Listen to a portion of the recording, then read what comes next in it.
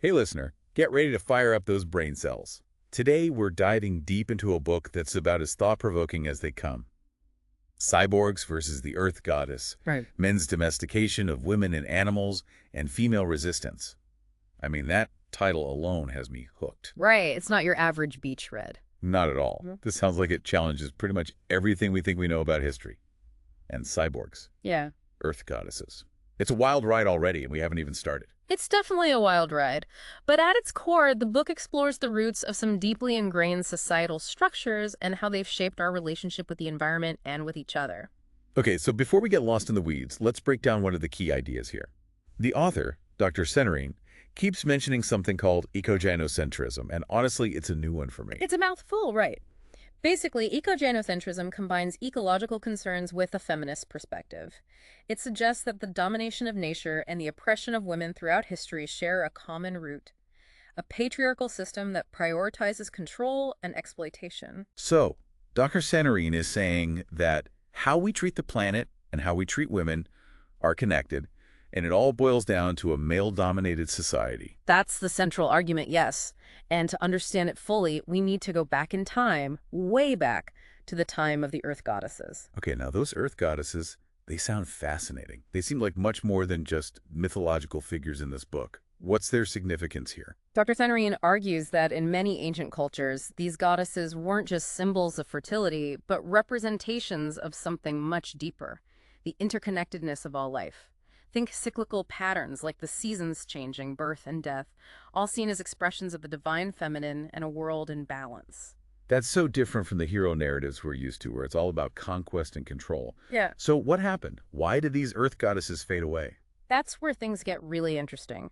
The author suggests that the rise of agriculture, and more importantly the domestication of animals, shifted the power dynamics. Instead of a worldview based on harmony with nature, we started seeing a world ripe for the taking. So are you saying that this shift from hunter-gatherer societies to farming communities was a turning point, not just in terms of how we lived, but also in how we viewed ourselves in relation to the world? Exactly. And this is where Dr. Seenarine draws a parallel between the domestication of animals and the subjugation of women. Okay, now this is where it gets really interesting for me. How does he connect domesticating animals with the treatment of women? Think about it. Domestication is about taking something wild, something powerful in its own right, and bending it to your will, controlling it for your own benefit. And Dr. Seenarine argues that men began to apply this same logic to women as they shifted into more dominant roles. Wow, so you're saying the whole man, the hunter, provider, and by extension, the one in control, that narrative might not tell the whole story. Exactly. And it overlooks the crucial roles women played in those early societies, gathering, nurturing, developing early forms of agriculture.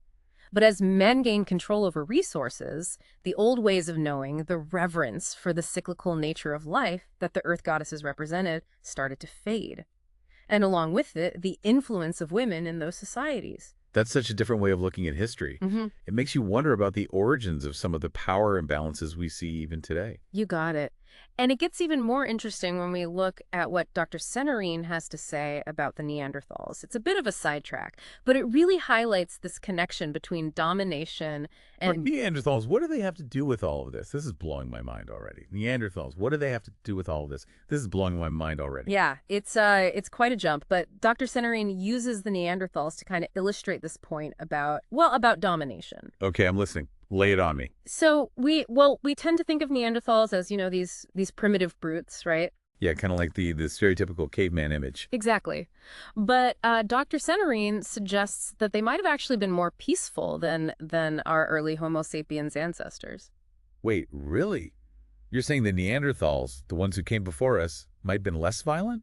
That's a new one. It is, and it goes back to what we were talking about earlier about how this shift towards domination, it had these far-reaching consequences. So you're saying that maybe it wasn't just about men and women, but like a whole way of being in the world that changed. Right. It's like we stepped onto this path where controlling nature, controlling others, it became the norm. And Dr. Seenarine argues that this shift in consciousness is what led to a lot of the problems, the violence, the environmental destruction that we see today. Okay, so where do cyborgs fit into all of this? Ah, Right. It's a powerful metaphor, right? He's not talking about literal cyborgs, but a certain mindset, a way of seeing the world. So what exactly is a cyborg mindset then? Mm.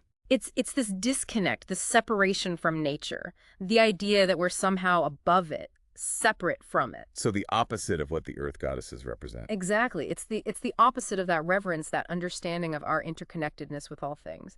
The cyborg sees the world as something to be exploited, controlled, dominated. And Dr. Seenarine believes that this cyborg mindset is at the root of a lot of our problems. He does, yeah. It's this way of thinking that allows us to justify, well, to justify all sorts of harmful behaviors, both towards each other and towards the planet. And he sees this shift happening, this rise of the cyborg, alongside the decline of the Earth goddess traditions. Right, and he suggests that it's not a coincidence.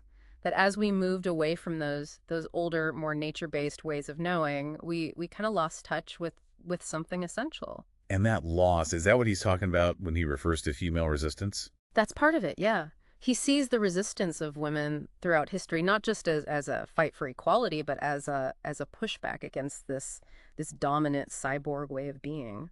So what can we do? I mean, it sounds like we're kind of stuck in this cycle of domination and destruction.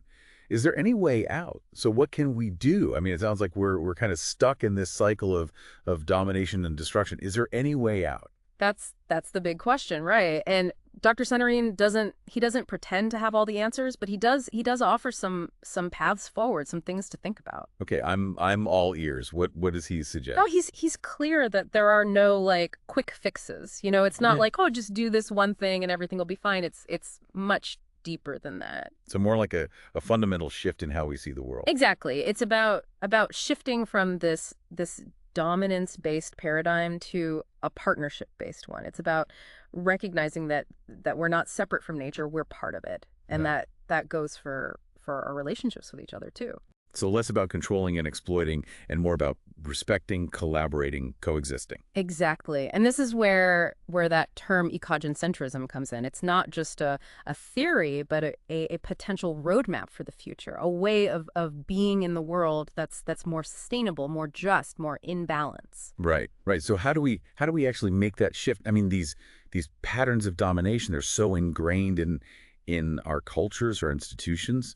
It feels like an uphill battle, to say the least. It is. It is a huge challenge. But Dr. Seenarine, he believes it starts with awareness, with questioning those deeply held beliefs that we often take for granted, like the idea that humans are superior to nature, or that competition is the only way to progress. So it's about challenging those assumptions, those cyborg tendencies, wherever we see them, whether it's in our own lives, in our communities, or in the larger systems that shape our world. Exactly. It's about recognizing those moments where we're operating from a place of fear, of scarcity, of the need to control, and choosing a different path, a path of compassion, of cooperation, of reverence for all life. It's a tall order, but it's also incredibly hopeful. It's like you said, it starts with awareness. Yeah. With each of us making that choice to see the world differently, to be in the world differently. And to remember that we're not alone in this, that there are countless individuals, communities, cultures who are already living these values, who are showing us that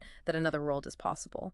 Listener, this deep dive into cyborgs versus the Earth goddess has been, well, a lot to take in, but we hope it's sparked some new ideas, some new ways of seeing the world, and maybe even some hope for the future.